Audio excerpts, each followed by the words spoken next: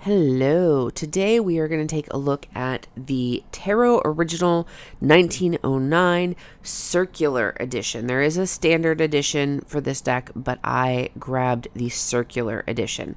Now, this is probably going to be a little longer of a walkthrough video than I normally do because there's a good bit to say and it's just going to take us longer to get through the flip through, but I'll explain that as we go. So, this deck is put out by Lo Scarabeo. If you followed me for a while, you know that I have pretty much a deep loathing for Lo Scarabeo, and as a general rule, I avoid buying Lo Scarabeo decks.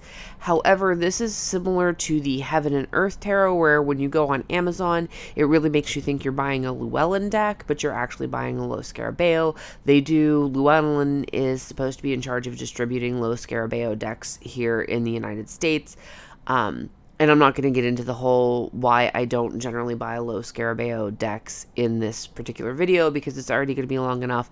But just know that if you, like me, have a distaste for Lo Scarabeo, this is a Lo Scarabeo deck, but I made an exception to my rule because of my desire for a round deck. So why this was so important to me and why I made an exception to my general rule is that when I was a kid, my grandmother had a round deck of playing cards and I absolutely loved it. It was my favorite deck, and ever since then, I have been obsessed with round decks, be they playing cards, oracle cards, what have you. But you don't find a whole lot of round decks out there, and there's really only two other round tarot decks that I've seen. They've been around for a while, but I just really don't resonate with either, so I never grabbed them. And as a general rule, again, if you follow me, I'm not a huge fan of the Rider-Waite-Smith itself. I'm not a fan of Arthur Waite, but when I saw this one, it just sort of spoke to me. Now, another issue that I have besides my normal issues with Lo Scarabeo is the way they named this deck, Tarot Original 1909, and they try to present it as an exact reproduction of the original 1909 Rider-Waite-Smith deck that Arthur Waite and Pamela Coleman Smith did. It actually is not. If you are familiar with the history of the Rider-Waite-Smith deck, there was several years back an issue over the copyright of Pamela Coleman Smith's artwork for the Rider-Waite-Smith deck. And what happened was a lot of deck creators, publishers, they would it was the original artwork, but yet they would make some changes to it just enough that they could get around the copyright issue that was going on and produce Rider-Waite-Smith decks. So, while this tries to make it sound like it is an exact copy of Pamela Coleman Smith's artwork, if you happen to have a deck that has her original artwork, you will know that this is not the original artwork. It's not the original coloring.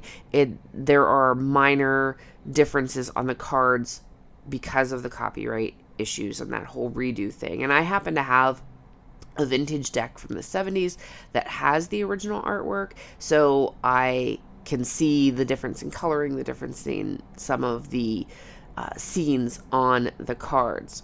So just know that even though they're presenting this as the 1909 artwork, it really isn't, just so that we're all clear on that. But I really wanted a circular deck. I do like the sort of shades of colors that they used in this one. I don't particularly care for the colors of the actual original Rider-Waite-Smith.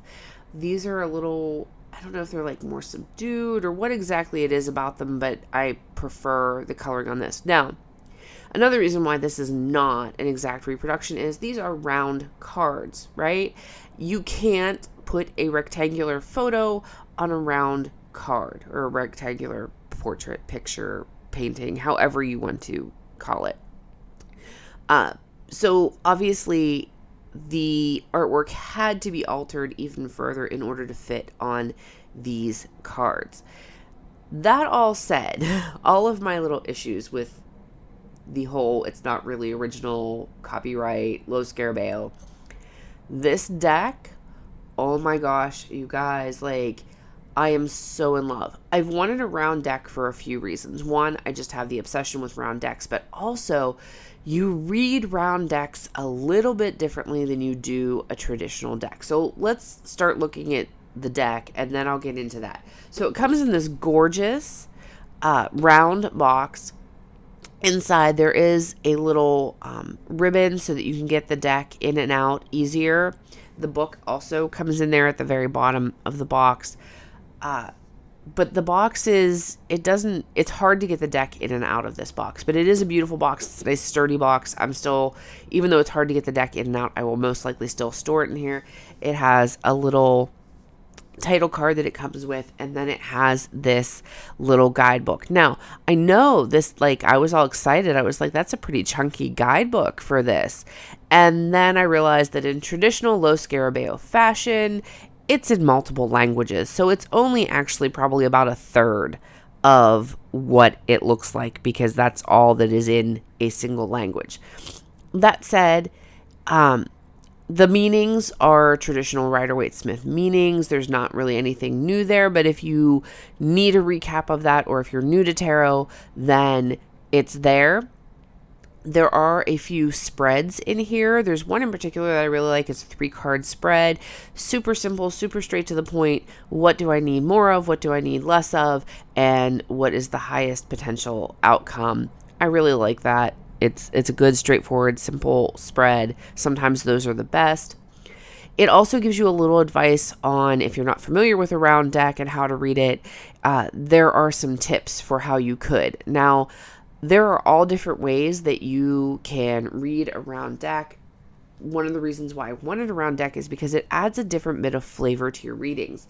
So you could do almost like in Lenormand, where if cards are facing each other, then it gives, or facing away from each other, it gives a little added flavor to the interpretation. If a card is leaning into another one or leaning away from another one, that could give a little interpretation. If it's on its side, if it's upside down, you don't necessarily have to read it as a reversal, but depending on how your intuition and your reading style works, that alters or flavors the meaning of it.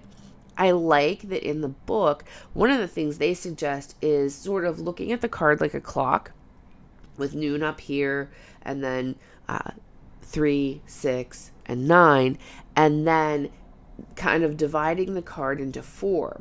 So if it kind of orients this way up, then that means it's an issue of the past. This way would be the future. If it orients this way, then it's a challenge.